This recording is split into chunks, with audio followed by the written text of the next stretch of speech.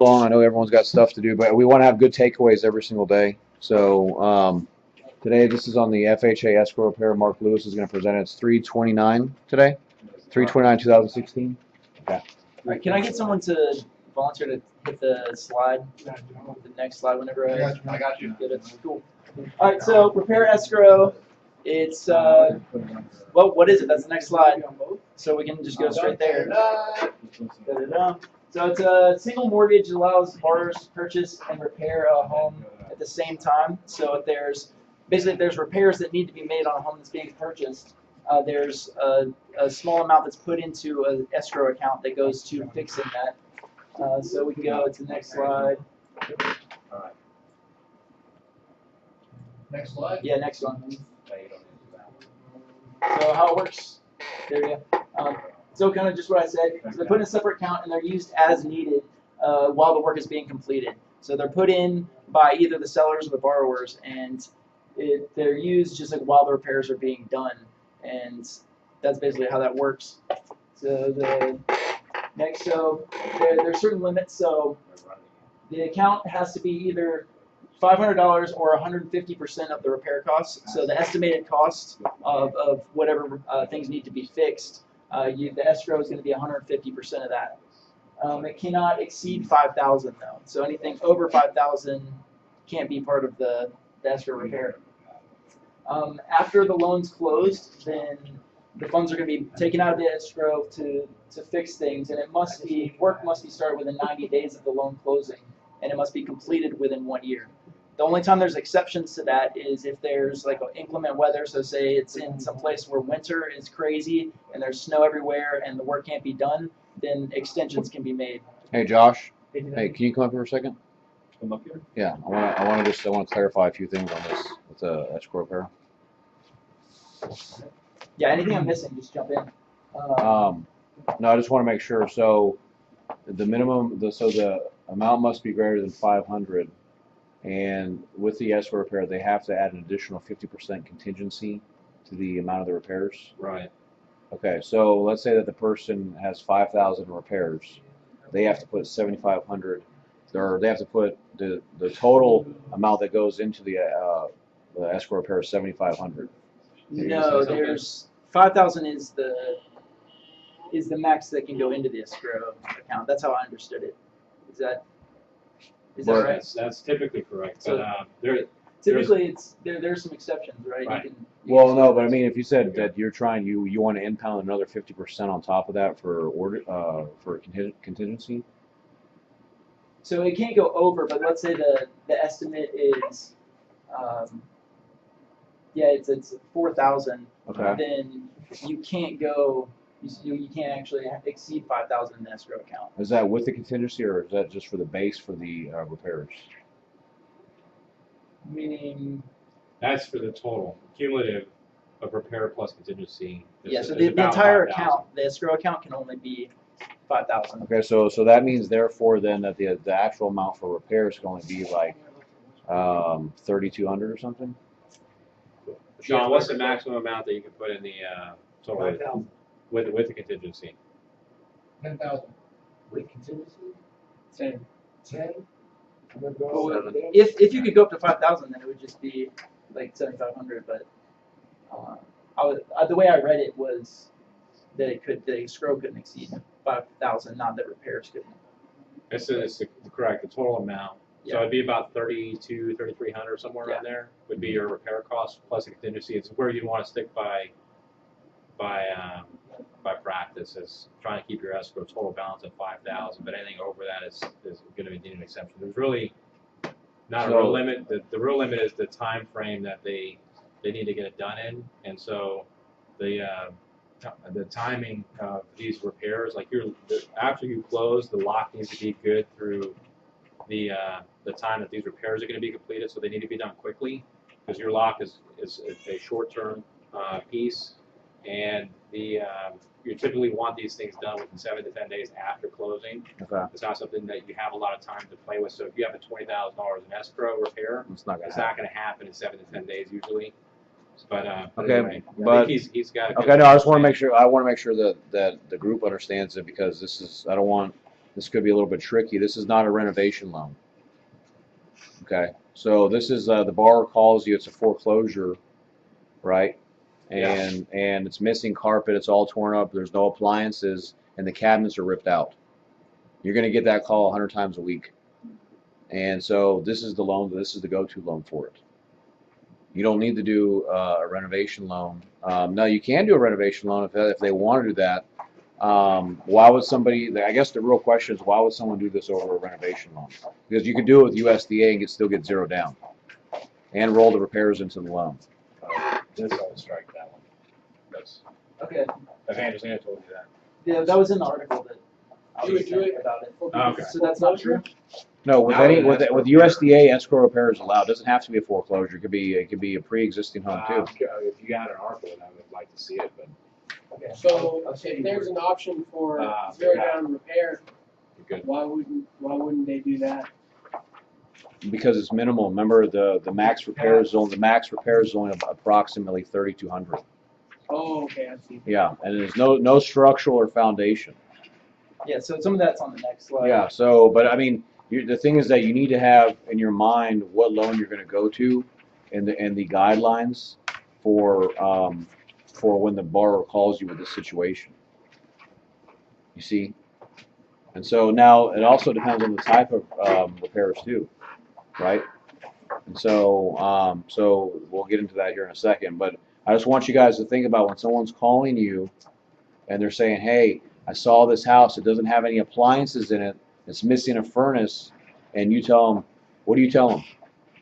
I got you. I got a solution. Okay, we I can don't get know about a furnace, but like. well an air conditioner. Yeah. Well, An air usually conditioner. anything like, I mean, if it's something smaller, yeah, but it's, anything utility related is not, like AC, I don't know, I don't know, kind of, you're not even gonna be able to close on a USDA loan if the, Yeah, while we're talking about Well- that, let's skip to the next slide because it talks a little about that, and then we'll go back.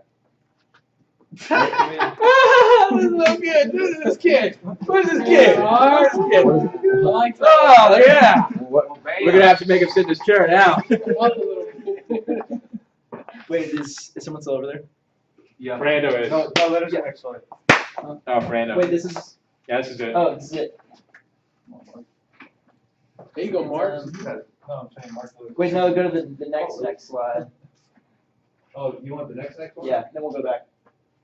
So these are excluded repairs. So anything that's necessary for the home to be considered habitable. So anything that's like structural or extremely important is not covered by this. would the but an air conditioner, I guess, for So HUD would not be. things for like electricity, plumbing, heating, or fuel. So yeah, I guess AC I thought would be not allowed, but that wasn't actually in the article for air conditioning.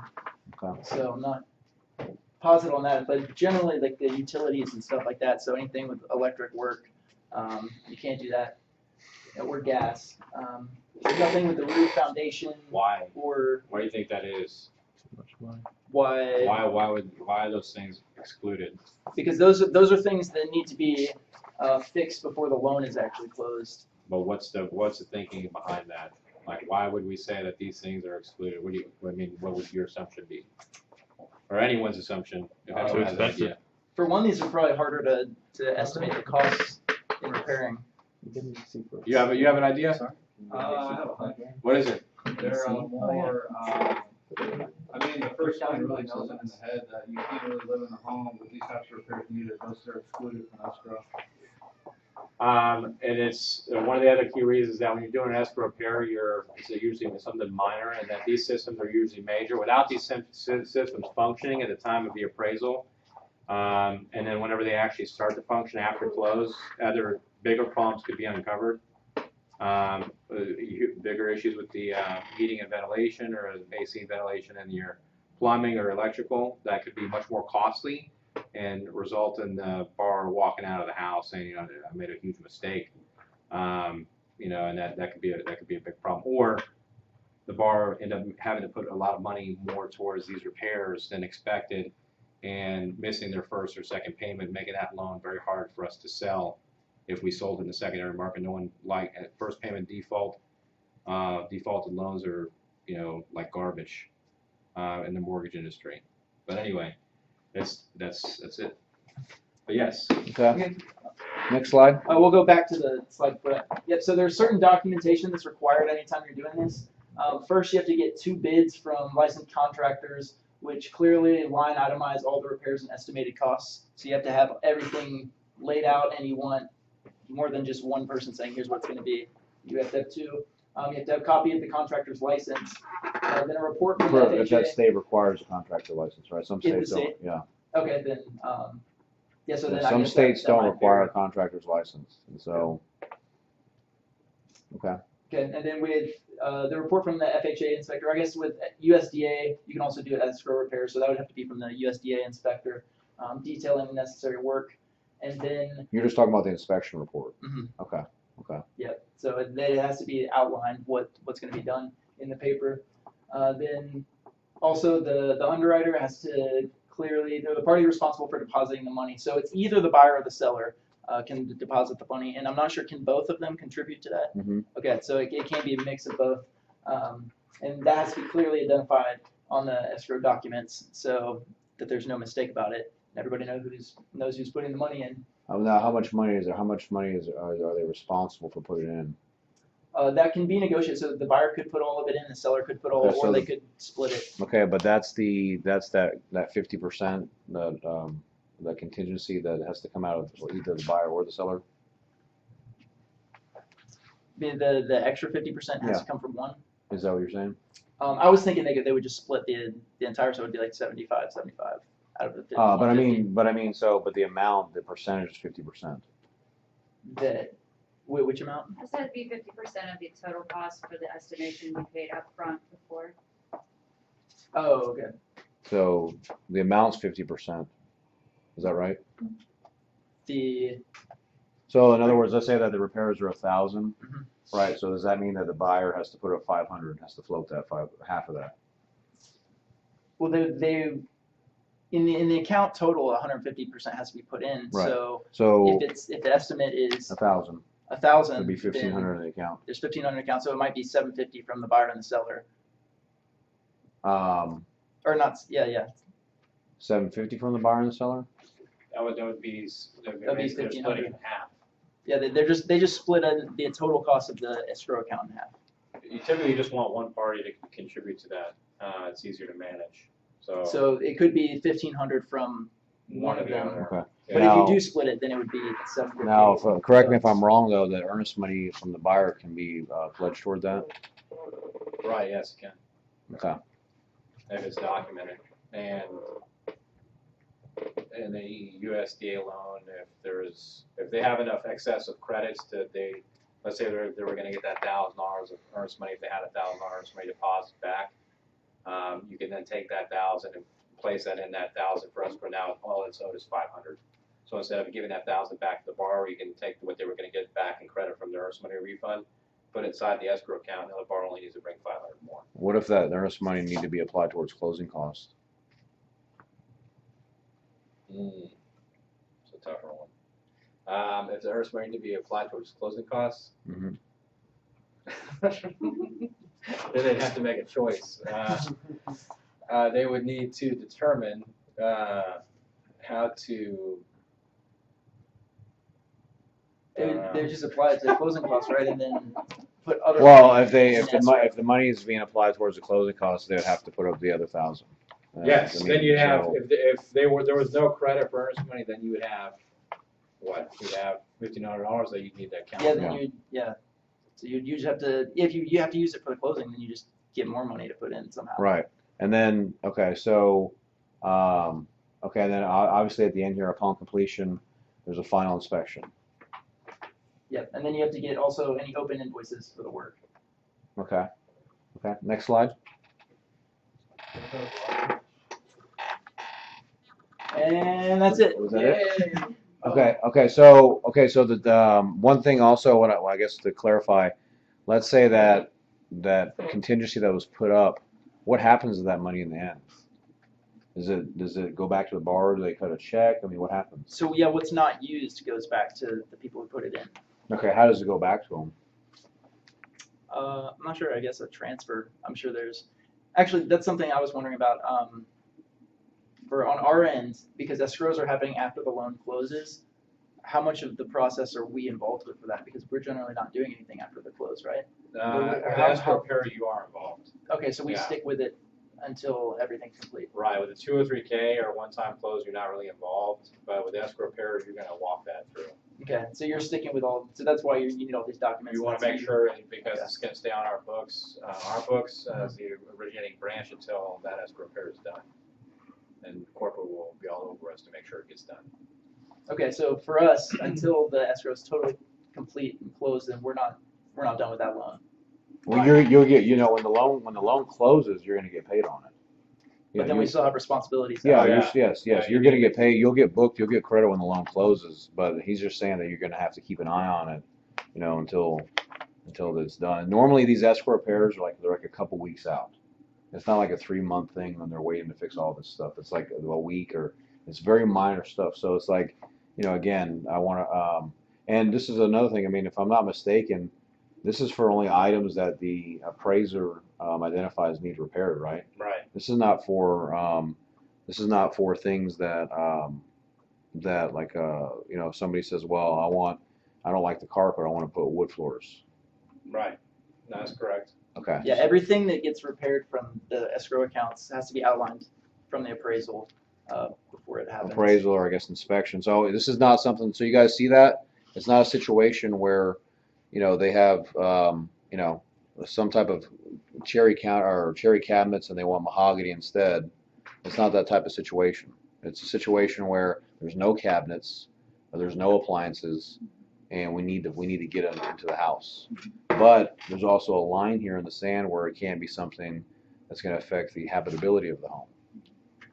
Okay, so yes, sir. When's the timeline that we're putting this into? Obviously, it's got to be after the appraisal because this has to be done. So are we obviously pre-qualifying for the house and so forth? And then they find out, look, the appraisal shows there's damage. No, you're gonna know when they're looking at the house from, again, having experience of this, what an FHA appraiser is gonna see. Okay. And we know, okay, when you're going to look at the house, that's why whenever you have your borrower's going to put a contract on a home, Yeah. you have to be all over that property, just how you are on the borrower's credit and income, to know what's the property about.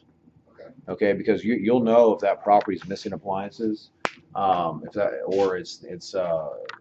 the carpet's ripped up, there's holes in the wall, there's broken windows.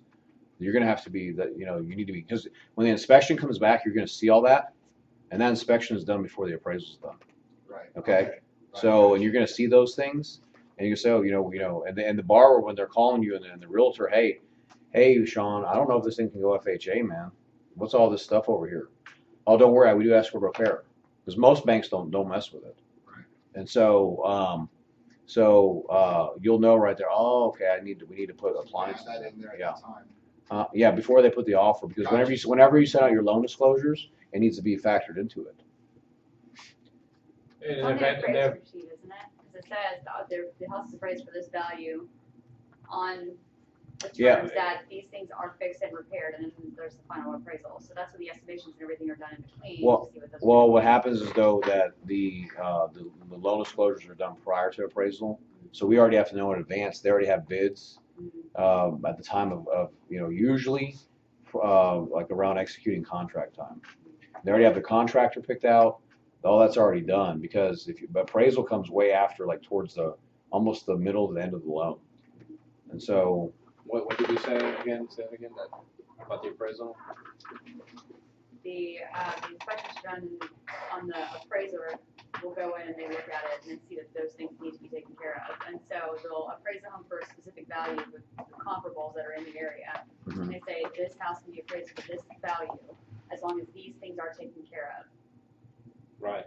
Because you check that box, it's not the as-is box, but the other box subject on to. that form. And then there's the final appraisal later, once all of those estimation costs and everything have come back and everything else. And everything's been taken care of. Well, they don't. Do they? No. The final is just an inspection. It's not a reevaluation of the value, They're right?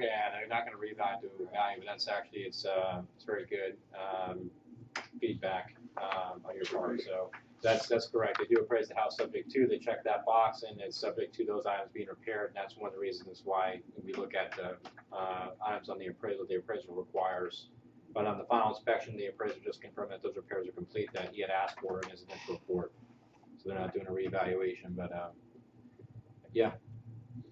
Okay, so just, the thing is, we're going to send this out to you via email, and we're going to be here to help you when when these type of situations come up, because you're going to get people call you about this stuff all the time, and you're going to need to know what product to put them in.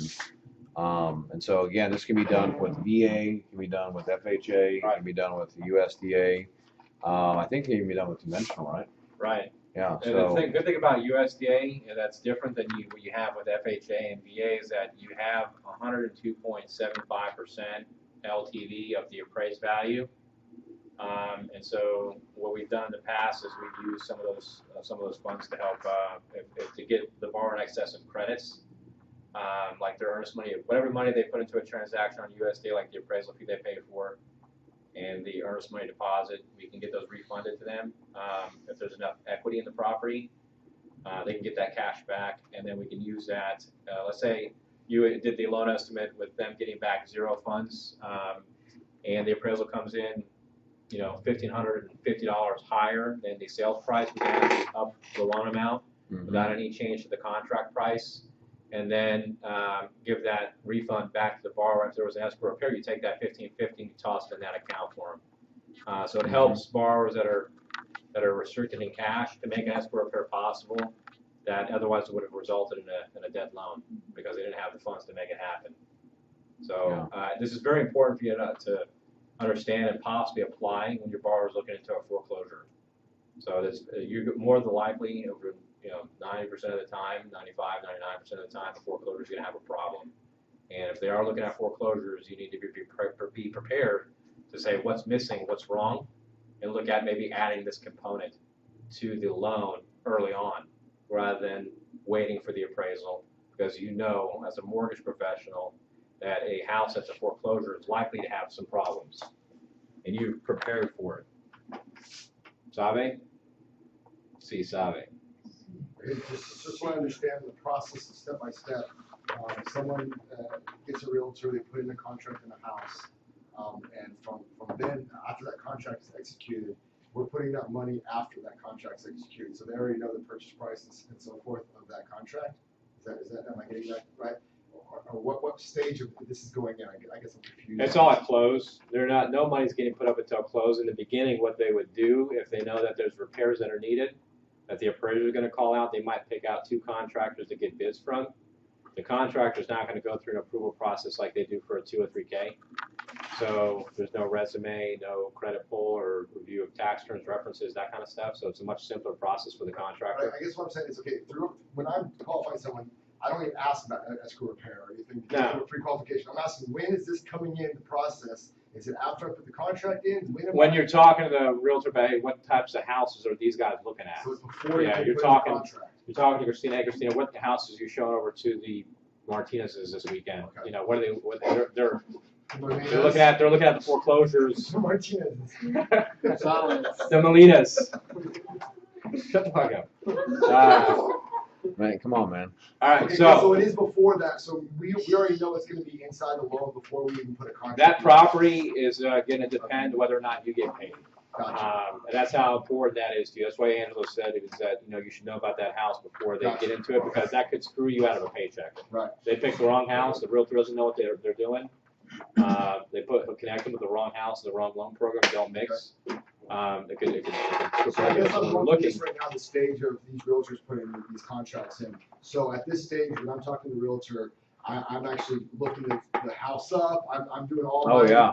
research on my You side. need to know about everything about that house. Yeah. I got you. So this is the stage I'm at right now. So I need to go more into looking at the house and talking with the realtor about the stuff, options that we can do at that time before. You're just trying to get a good idea of what, are there any repairs that are required? This is an FHA loan. We want to make sure there's not going to be any issue with the property.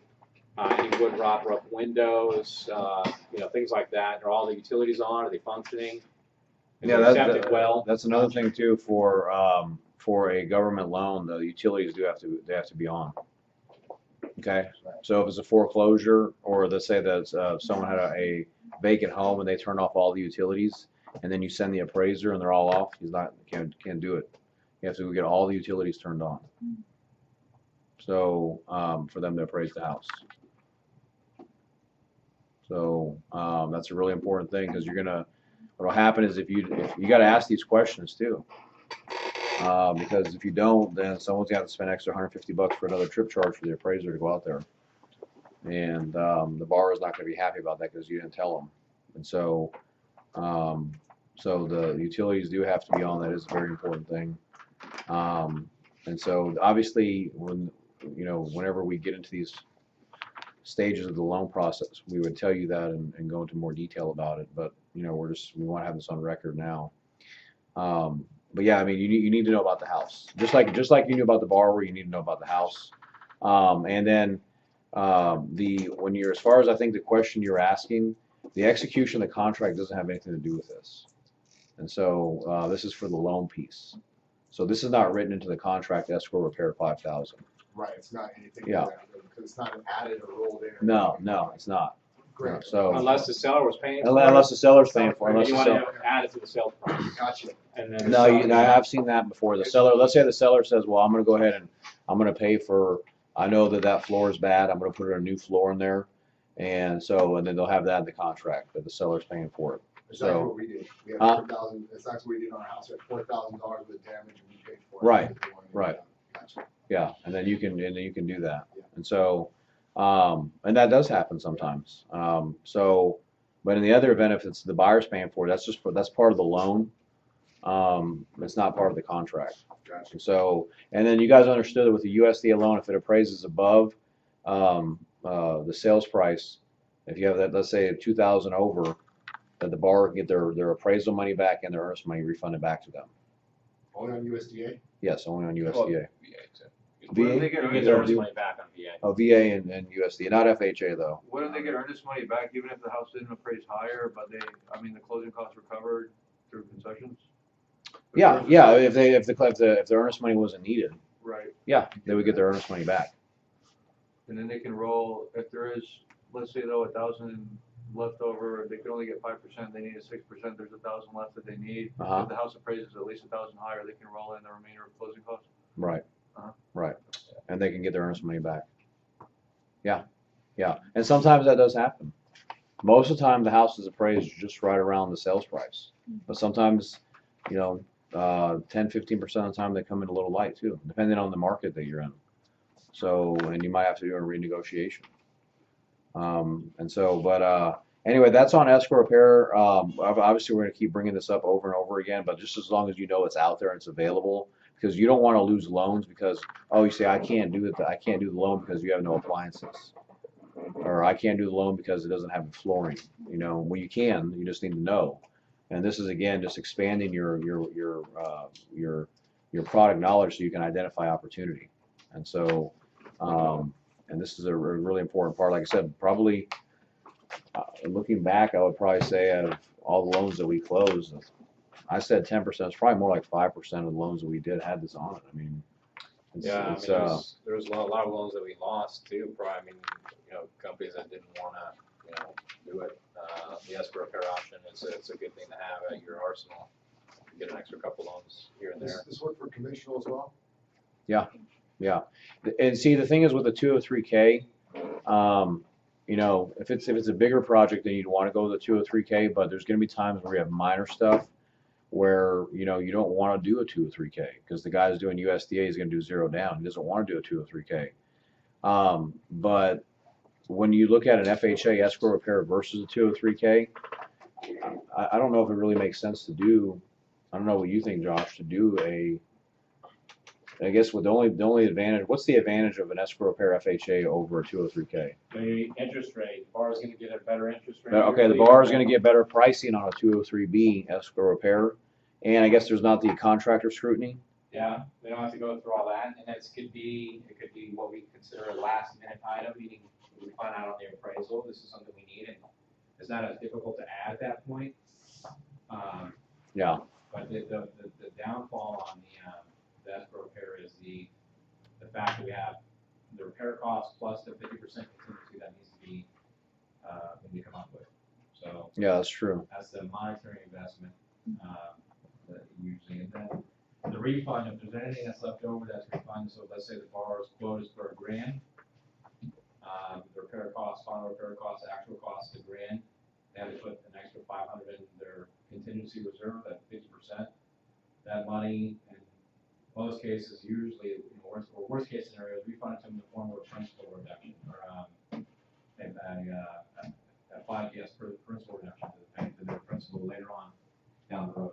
So that means if It's not let's say, giving back to them. yeah, so let's say that there was $1,000 that is due back to the borrower, they're not getting a wire of or transfer of that money. They're reducing the amount of the loan by $1,000. So if their loan's for 100 now, their new loan's for 99. You see what I'm saying? So their payments is gonna remain the same, but it's just usually applied that way. So it reduces the balance if on an escrow repair, if there's any money that's due back to the borrower, they're not getting a check in the mail. They're just reducing the loan amount. How is that possible if their payment stays the same? You're just paying off the principal. Because the loan's already amortized. Right. You're not changing, you're just You reducing always the get the payment balance. the same, even if the. It's like a payment, on your like they made a principal. payment on the loan.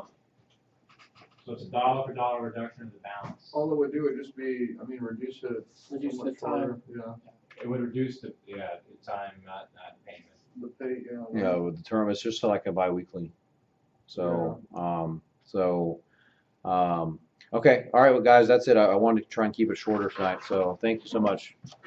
Have a good evening.